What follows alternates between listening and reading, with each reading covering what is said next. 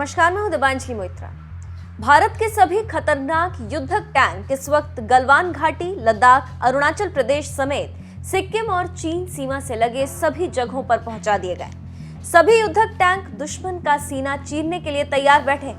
उसी कड़ी में आज हम उन युद्धक टैंकों के बारे में बता रहे हैं जिसने पहले पाकिस्तान को युद्ध के मैदान में 4 बार हराया और अब चीन को हराने के लिए तैयार। आज हम आजादी के बाद से सेना में यूज हो रहे खतरनाक टैंकों के बारे में बताएंगे।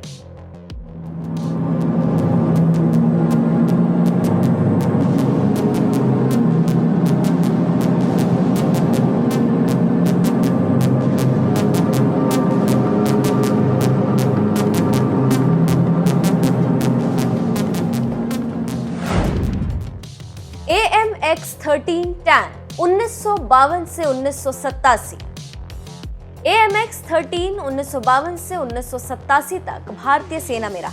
ये एक फ्रांसीसी प्रकाश टैंक है। ये फ्रांसीसी सेना के साथ 13 T-75 मॉडल 51 के रूप में सेवा करता था और इसे 25 से अधिक अन्य देशों में निर्यात किया गया था।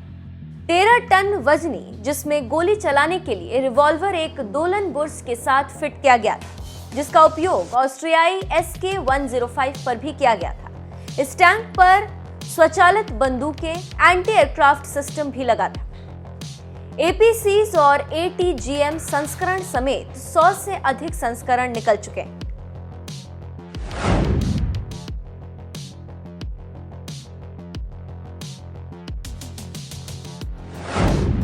T-52 टैंक 1946 से 1983।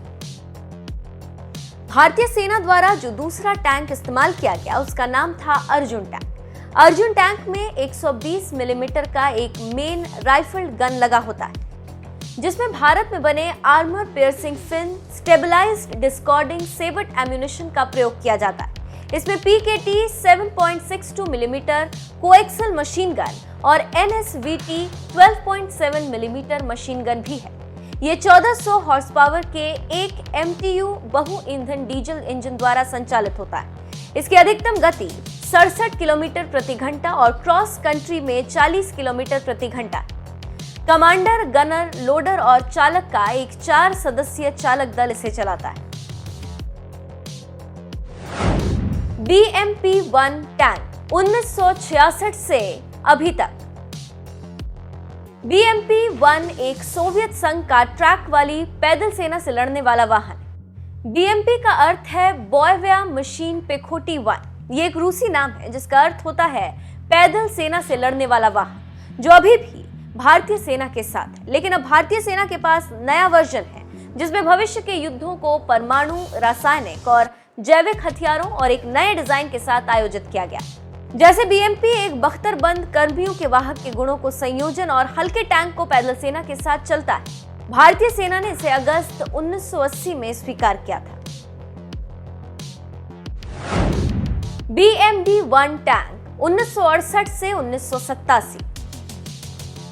BMD-1 एक सोवियत एयरबोर्न ट्रैक वाली पैदल सेना से लड़ने वाला वाहन, जिसे 1969 में पेश किया गया था। पहली बार 1970 में पश्चिम में से देखा गया था।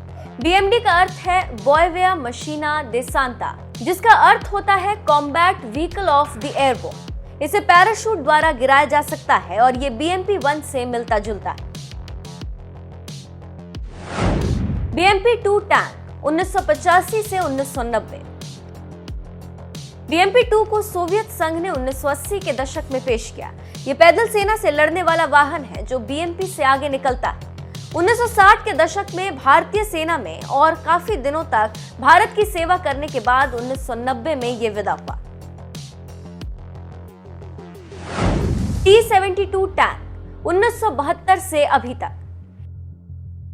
T-72 सोवियत संघ का मुख्य युद्ध टैंकों का एक परिवार है जिसने पहली बार 1971 में उत्पादन किया था।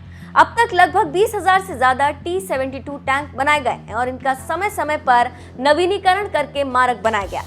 इस टैंक को 40 देशों की सेना यूज कर रही है। 2010 में शुरू किए गए T-72B तीसरे संस्करण का मुख्य युद्धक टैंक माना जाता है और यह वर्तमान में भारतीय सेना के साथ है।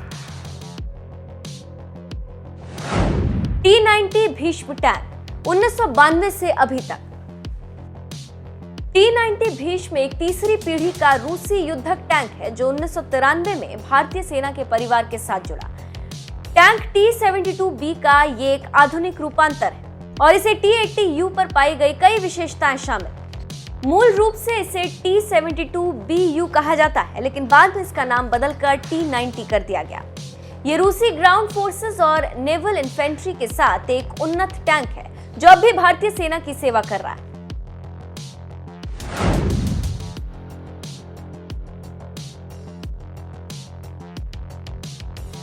तो आप समझ सकते हैं कि आजादी के बाद से कितने टैंक भारतीय सेना की सेवा में रहे और कितने भारतीय सेना से विदा हुए और इस वक्त कितने सेवा में।